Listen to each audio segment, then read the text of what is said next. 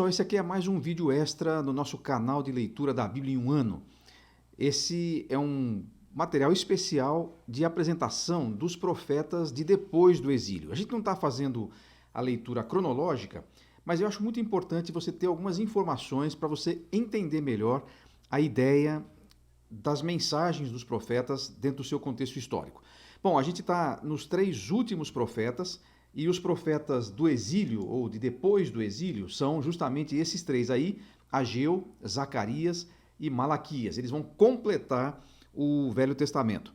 Você já sabe, mas não custa lembrar que os profetas todos lá do Velho Testamento não estão na ordem que aparecem na Bíblia. A ordem cronológica deles é diferente. Esses 3 aqui até que são ordem cronológica. Ageu, Zacarias, mais ou menos na mesma época, aliás, exatamente na mesma época, e Malaquias vindo alguns anos depois.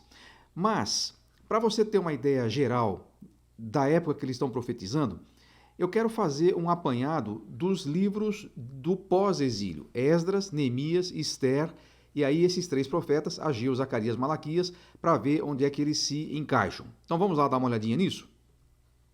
Nós vamos chamá-lo de tempo da restauração, porque ele narra justamente o pós-exílio de Judá.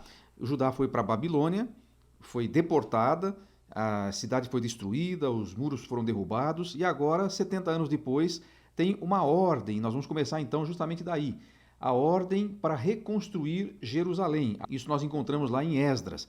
E aqueles primeiros 4 capítulos, Esdras de 1 a 4, sob o comando de Zorobabel, um grupo retorna e reinicia a construção do templo. Eles reedificam o altar e reiniciam a construção do templo em Jerusalém. Só que aí ele fica parado por 15 anos, tem lá uma situação que os inimigos provocam e fica parado por 15 anos. Aí, no capítulo 5 a 6 de Esdras, durante aquele período, é que vão aparecer os profetas Ageu e Zacarias, que a gente vai ler a seguir. Ageu e Zacarias exortam o povo a voltar ao trabalho, a recomeçar a construção do templo, essa é a mensagem deles, então isso acontece aí.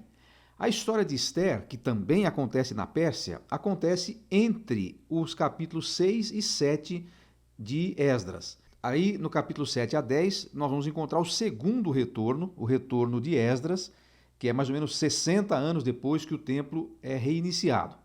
Aí vem o tempo de Neemias. 13 anos depois de Esdras, Neemias chega lá para reconstruir os muros. E aí nós vamos encontrar toda aquela história nos primeiros capítulos de Esdras. Aí depois Esdras vai embora, ele retorna depois, e é quase 30 anos depois que Esdras chega lá, que Neemias retorna para continuar o seu trabalho em Jerusalém.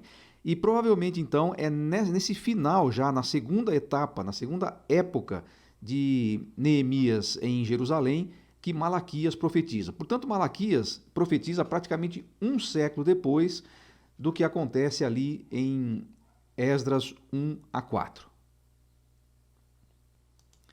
Então, assim, dá para você ter uma ideia geral desse tempo. É um tempo muito difícil para Judá, o Reino do Sul, que foi deportado e agora está voltando. É por isso que a partir daí eles vão ser chamados de judeus, não é porque era difícil, mas é porque a tribo de Judá que ficou, então ficaram sendo conhecidos como os judeus. O império mudou. Você se lembra quando nós lemos, por exemplo, o profeta Daniel? A Babilônia estava no comando. No meio da história de Daniel, lá no capítulo 6, a Pérsia, os medo-persas assumem, conquistam a Babilônia e, de quebra, todos os povos que estavam debaixo deles, inclusive Judá. Aí eles vão ficar lá aqueles 70 anos. Quando retorna a história, já no livro de Esdras, e agora nesses profetas que a gente vai ver, são os persas que estão no comando. Então, a Ester é uma rainha na Pérsia. Não é? O Neemias, ele é funcionário do alto comissário, ou na verdade do alto soberano da Pérsia, lá o Artaxerxes. Então, você colocando isso aí na ordem cronológica, você vai ter uma noção mais interessante de quando é que as coisas aconteceram. O que nós vamos ler agora são os 3 últimos profetas, Ageu e Zacarias, que vão funcionar ali, vão trabalhar, vão operar durante os capítulos 5 e 6 de Esdras, e já lá no final, aí 90 anos depois da ordem de Ciro, cerca de 100 anos, um século depois, arredondando aí, virá Malaquias. Eu espero que isso ajude você a se situar mais ou menos enquanto nós lemos esses 3 importantes profetas.